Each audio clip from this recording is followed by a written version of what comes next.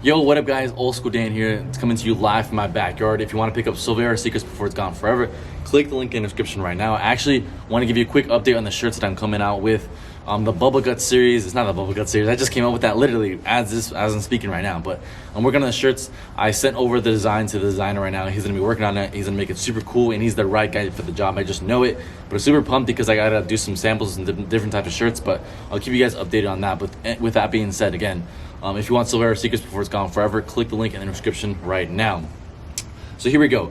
Let's dive right into 3 old school foods that will work better than steroids. All right, so number 1, eggs. Classic eggs. You see them on every diet, usually. Eggs, they boost testosterone. They're healthy fat. They're high in protein. Lots of old school bodybuilders swear by them. Golden Era Bookworm made a video about how 36 eggs was better than a cycle of Diana Bowl. I did see that video. Got a lot of hate for it, so you gotta give him a lot of respect for making a video like that. It takes a lot to make a video like that. And he gets a lot of hate for it still. But anyways, eggs, great for boosting testosterone. You read it anywhere, Men's Health magazine, this and that, Muscle and Fitness. You read that eggs do boost testosterone. Good healthy fat, high in protein, low in carb. Great if you're on a keto diet. People usually end up eating a lot of steak and eggs. It's an anabolic meal. Everybody knows this. This is why some guys like Artemis Dolgan eats that type of breakfast every day, because it's an anabolic breakfast. Steak, red meat, and eggs. All right, number 2, you're gonna love this one. Milk. Everybody knows this. Ever heard of the squats and milk program? All right, so Leroy Colbert used to talk about how people were drinking so much milk that they were farting at the gym and stinking it up. He hated it. I think that's so funny, because I think a lot of those people that didn't react well to the milk were probably lactose intolerant. But, I'm lactose intolerant, so if I have regular milk, then, I start farting up a storm. For real, no joke. That's why I drink lactose-free milk, and it's not the same. I don't think it's definitely not the same as regular milk. But again, milk was different back then than it is now, the way it's processed. Anyways, all right, we're still going to continue on this one. There was a bodybuilder, I can't remember who his name was, but he would carry around a gallon of milk per day and drink it all at the beginning of the day, start off with a gallon of milk, and then finish by the end of the day, a gallon of milk. Carried around all day long. All right, it's high in protein, high in carbs as well. Depending on what milk you get, it's whole, low fat, 2%, 1%. The fat content of it's going to be different. I think the ones that are watered down a lot more are going to have less fat, whereas the ones that aren't watered down, a lot more pure, I guess, quality milk was probably going to have a little more fat in it.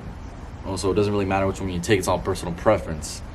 All right, I like getting the cheap one, the one that's watered down just because it's cheap. All right, but lots of old school bodybuilders swear by this one. I saw Arnold's diet in his first book he wrote. This wasn't his diet, but it was something he recommended in the diet. So if you ever read Arnold's Encyclopedia, the first book he wrote, there was 3 to 5 glasses of milk in that diet. So it'd be like sandwich, eggs and cheese, sandwich, a glass of milk. Before that, it's a glass of milk too, and a glass of milk, like literally 3 or 4 times throughout the entire diet, while in between having solid meals. So that was very interesting. And then you've also heard other programs like the squats and milk program. Like, what is it with milk that makes someone grow so much from it? All right, guys, last and final one, red meat. Leroy Colbert says this was the ticket. When they would eat chicken, when they would eat turkey, they wouldn't see the same gains they did with red meat.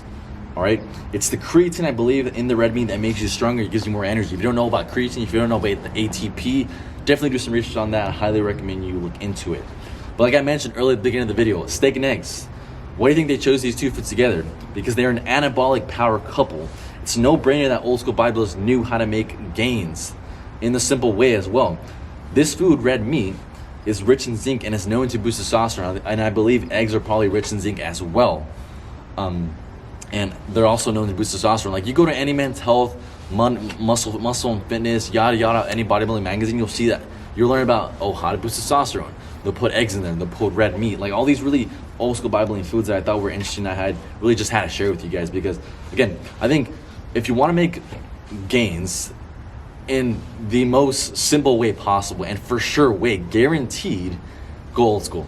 These guys knew exactly what they were doing. And why do you think it's still crazy? Because these guys got incredible results. And I'm talking about maybe during Reeves days. These guys got insane results with such little machines. They didn't have a lot of these technical machines that we have nowadays. They didn't have a lot of science. There wasn't a lot of theory about nutrition and training, but they saw great gains. And I'm like, wow, like we can't, like there's no, like literally we cannot produce the same amount of quality physiques they had in the 1940s with even with the new science and the research we have nowadays in 2020. Like that's like literally over 50 years. I know my math sucks, but like 50 years later, we still can't produce the same quality physiques. We just can't. We haven't built another Steve Reeves. We haven't built another Brad Park, another Clarence Ross. We haven't done it. But we have so much more nowadays. We have these computers. We have this and that. We have this type of research on training and nutrition, but we cannot produce the same amount of physiques. Why is that? There's something about going old school that just works so damn freaking well. Why do you think I like to train old school? It's so simple.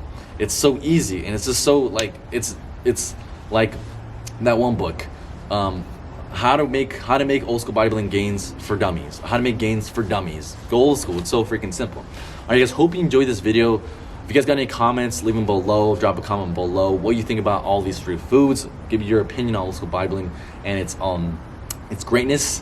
With that being said, subscribe for more videos like this. Give this video a thumbs up. Thanks for watching. I'm Old School Dan. I'm gone. Peace.